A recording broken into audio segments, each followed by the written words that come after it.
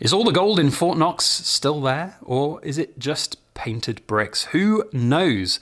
It's a big old conspiracy theory for sure, but it is maybe something we're going to get some light shed upon if Elon Musk gets down into the vaults at FortKnox and has a look at all the gold and silver. How is he going to know whether or not it's real?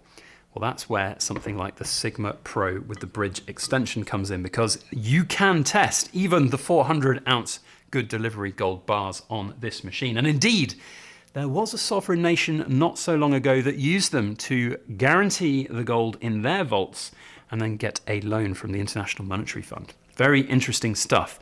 So, is the gold in FortKnox still there? Is it real? How will they know?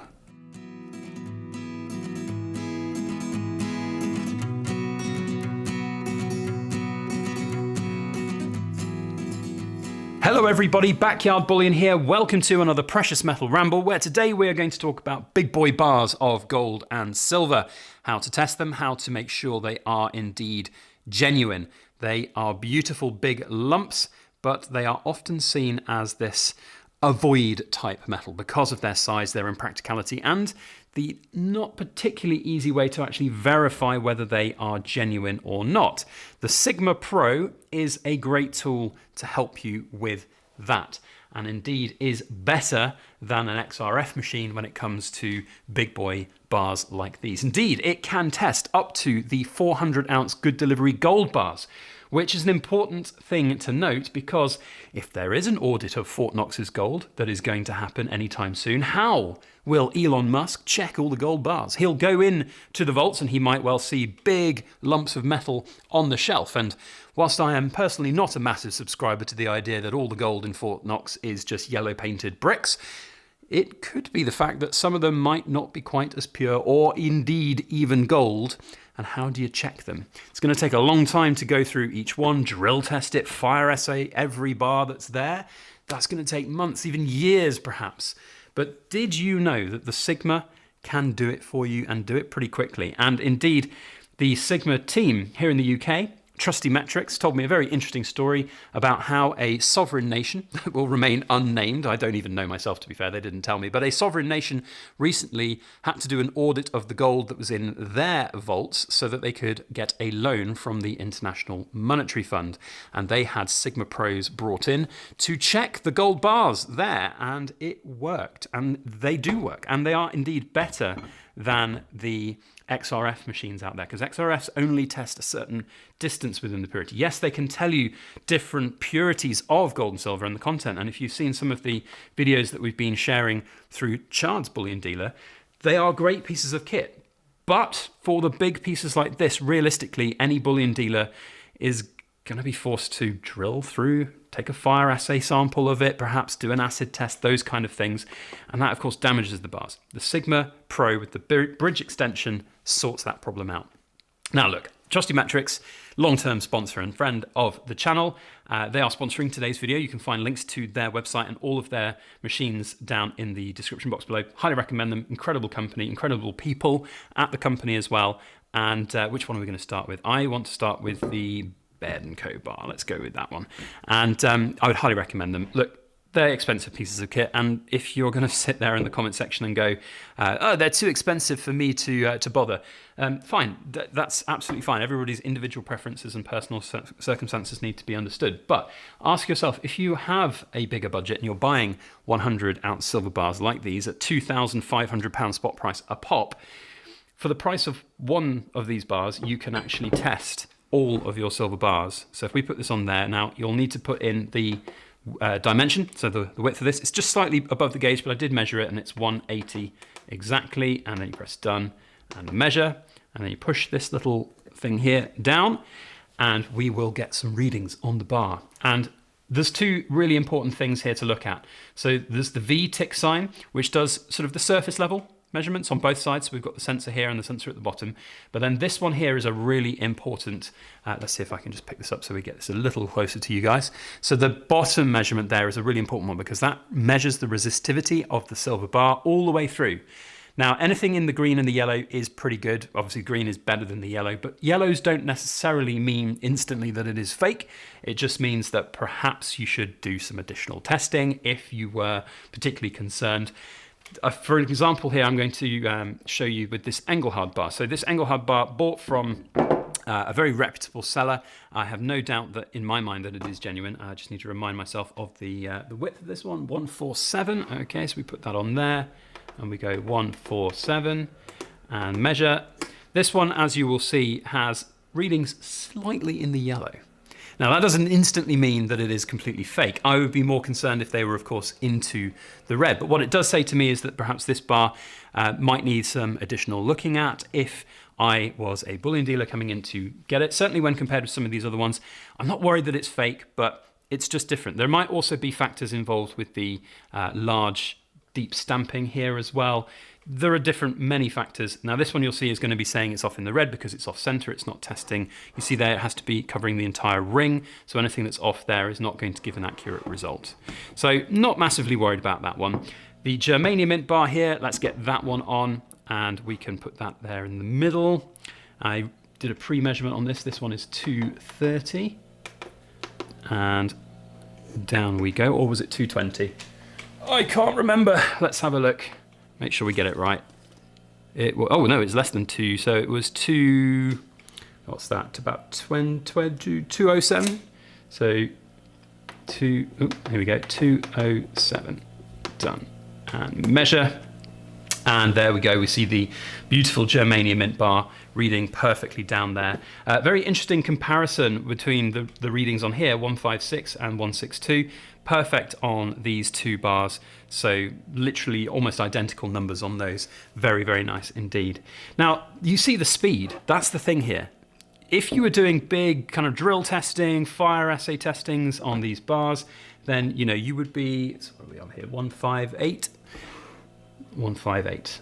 If you were doing big sort of fire assay tests or other big tests like this on the big bars, it would take you literally days, weeks, months. And if you're going through the gold at FortKnox, I mean, goodness me, that's not going to be something that's very practical.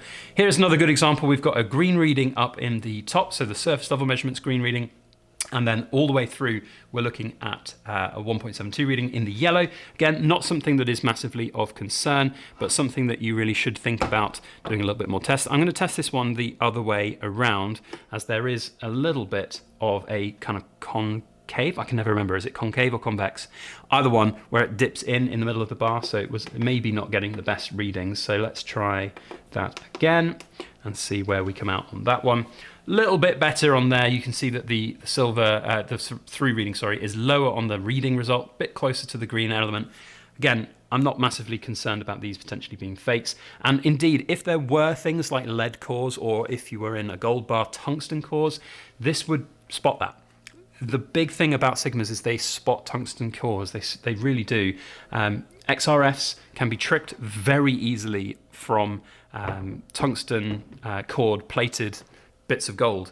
Indeed, you have a certain depth on the XRF machines, certainly the handheld ones. The bigger machines, you can get pretty sort of decent readings through them, but again, for a big bar, you just need a couple of millimeters and then you can hide something in the middle. It's really that simple to be able to test with the Sigmas, and the fact that there has been a sovereign nation, as I said, that will be unnamed simply because I don't know the name of it, that had their gold and silver audited with Sigma Pros is, I think, really interesting and really telling that these are really good bits of kit. So that is, I think, a really interesting one. Will Elon Musk bring in 100 Sigma Pros with bridges to test all the gold? I mean, you think about the amount of gold that is potentially, I say potentially, in FortKnox. I'm not a conspiracy theorist, and I don't genuinely believe there is a lacking of gold in there. I can easily suspect that they probably don't have the best.